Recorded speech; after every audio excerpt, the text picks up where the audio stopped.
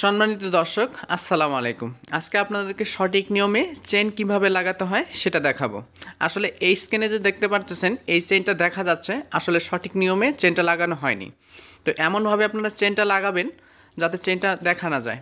তো অনেক সময় আমাদের চেনের ঢেউ হয়, তো আজ কীভাবে আপনি সঠিকভাবে এই চেনটা ফিটিং করবেন। তো দেখুন, আমি দুইটা কাপড় নিয়েছি। এখানে কাপড়ের চওড়া হচ্ছে 1.25 ইঞ্চি এবং কি চেনের লম্বা যতটুকু ততটুকু আমাদের কাপড়টা নিতে হবে। এরপরে আমাদেরকে চেক করতে হবে কাপড়টা কোনোভাবে আড়া আছে কি না। আমাদের আড়াভাবে কাপড়টা কাটিং করা যাবে না। এরপরে আমাকে দুইটা ভাঁজ করে ঠিক সুন্দরভাবে আমাদের এক পার্ট বন্ধ করে নিতে হবে। দেখুন, আমি কিন্তু এক পার্ট বন্ধ করে নিচ্ছি। এভাবে কিন্তু আমাকে দুটাই এক পাশে এভাবে মাঝখানে ভাঁজ দিয়ে এভাবে ঘষে নিতে হবে। ঘষে নেওয়ার পরে দেখুন, আমি কিন্তু এক পার্ট বন্ধ করে দিলাম। তো এই বন্ধ পার্টটা এখন আমি আপনাদেরকে দেখাবো কভার সিস্টেম, যাতে চেইনটা দেখা না যায়। তো এখানে কিন্তু অবশ্যই আমাকে বন্ধ পার্টটা নিতে হবে, ঠিক আছে? তো বন্ধ পার্ট নেওয়ার পরে এখানে দেখুন, চেনটা যে আমি ফিটিং করতেছি এখানে কিন্তু কাপড়ের অংশটা আমাকে 1 থেকে 1.5 সুত বাড়িয়ে নিতে হবে।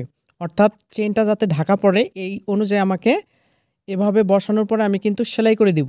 তো সেলাই করার আগে এখন আমি আপনাদেরকে একটা জিনিস অবশ্যই আপনাদেরকে লক্ষ্য করতে হবে। এতটুকু আসার পরে আমি কিন্তু চেনটা একদম লাগিয়ে দিচ্ছি।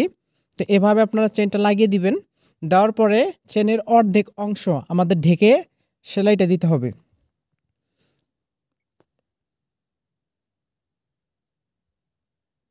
তো যখন আমাদের সম্পূর্ণ সেলাইটা হবে, এখানে একটা বিষয় আপনাকে অবশ্যই দেখতে হবে।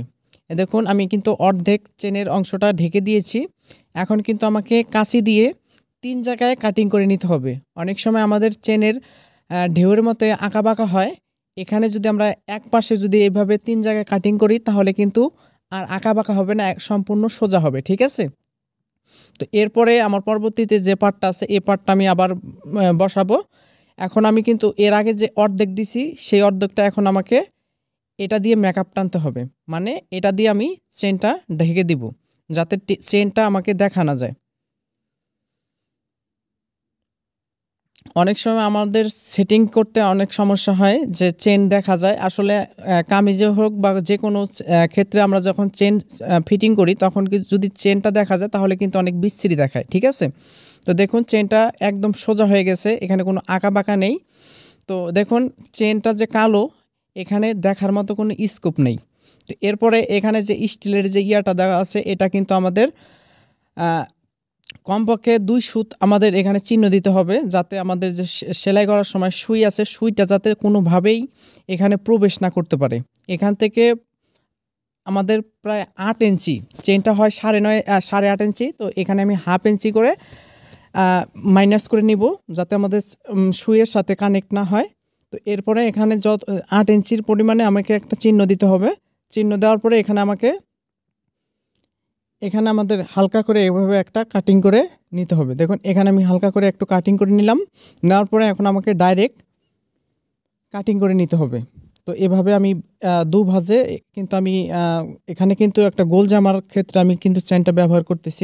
কামিজের ক্ষেত্রেও কিন্তু একই নিয়ম, ঠিক আছে? তো এখন কাটিং করার পরে এখন আমাদের কাপড়টা কিভাবে নিতে হবে সেটা আমি আপনাদেরকে এখন দেখাচ্ছি।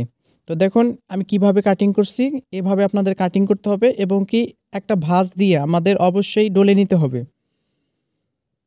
একদম পাকা এবং কি সঠিক নিয়মে আজকে দেখানোর চেষ্টা করতেছি।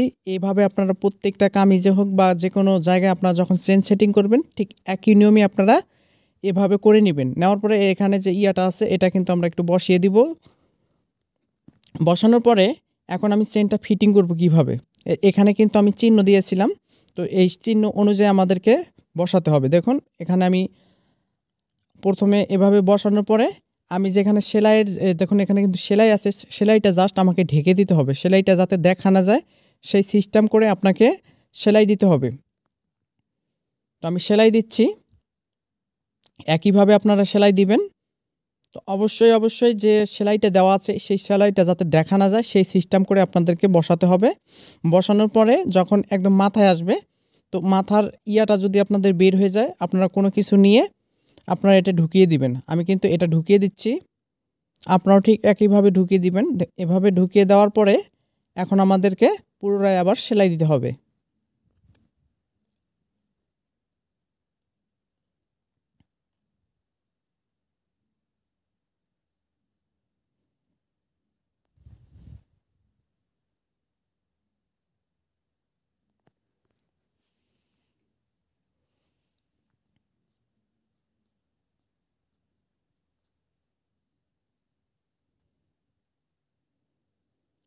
এরপরে বাকি যে অংশটা থাকবে মাথায়, এই মাথাটা কাটিং করার পরে দেখুন আমি কিন্তু চেনটা ফিটিং করছি।